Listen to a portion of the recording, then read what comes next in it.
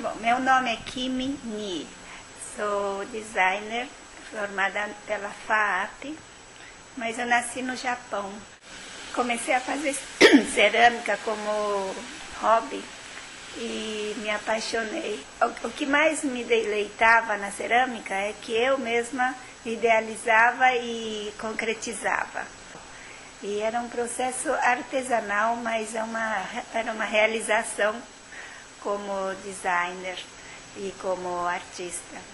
Eu comecei a me apaixonar pela cerâmica porque eu sempre fui habilidosa com as mãos.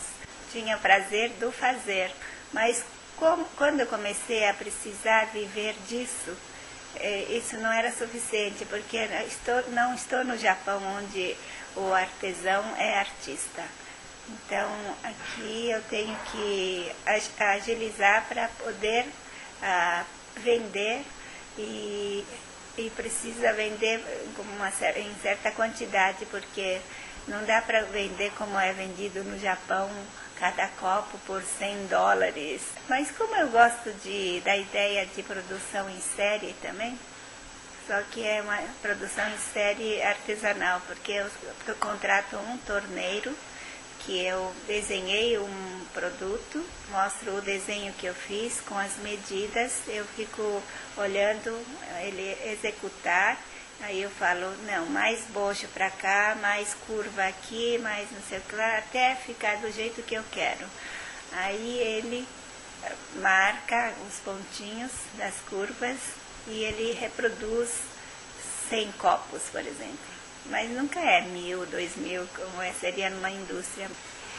Eu me apaixonei, na verdade, por esse tipo de cerâmica, que é de alta temperatura, que tem uma textura mais, um acabamento próprio dessa técnica. Mas é bem mais difícil de dar certo, porque no caminho você pode perder muitas peças. Mas em compensação o resultado é mais do meu agrado e as peças são mais resistentes. Tanto é que na Inglaterra eles chamam de stoneware, porque é praticamente uma pedra. Você precisa ter uma argila adequada que aguente essa temperatura, porque no começo eu fiz uns testes com vários tipos de argila, e a argila de baixa temperatura chega no forno, nessa temperatura ela derrete. Se não é estruturado, bem estruturado, ele pode deformar e cair.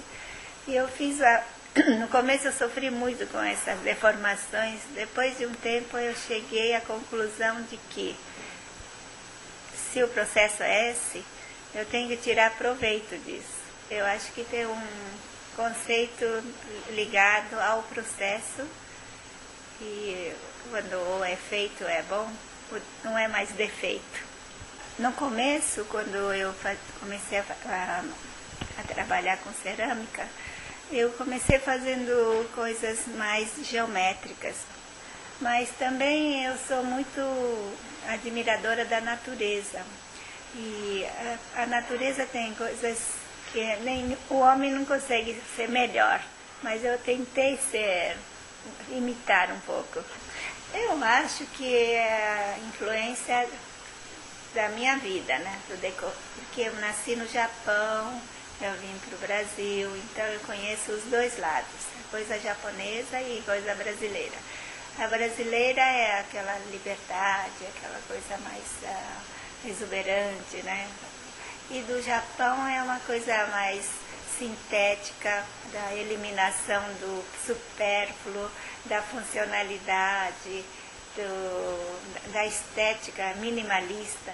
Aí acho que resulta nessa miscelânea que não é nada intencional. Então eu fiz primeiro esculturas, mas de um tempo para cá resolvi fazer de algumas ideias que achei que eram boas, reproduzir como múltiplos. Também resolvi que poderia ser utilitário. Então uma bromélia que na verdade são 3 vasos, um vaso dentro do outro. Quando não estão usados, elas são esculturas. O ceramista tem um compromisso com a técnica, que é uma pessoa que, no Japão, né, o ceramista é aquela pessoa que entende realmente de cerâmica, então tira o proveito máximo da cerâmica e desenvolve a sua própria linguagem. Eu acho que quero estar assim, mas também quero estar no meio dos artistas plásticos, porque o mundo fica mais aberto quando você pode ser artista plástico também. E assim vou indo. Eu faço uma xicrinha desse tamanho de café que seja bom de pegar e tomar. E faço esculturas e instalações. E também quero lançar mão de outros materiais para não ficar só ceramista. Por que eu tenho que ficar presa na técnica que é a cerâmica? Eu sou também artista.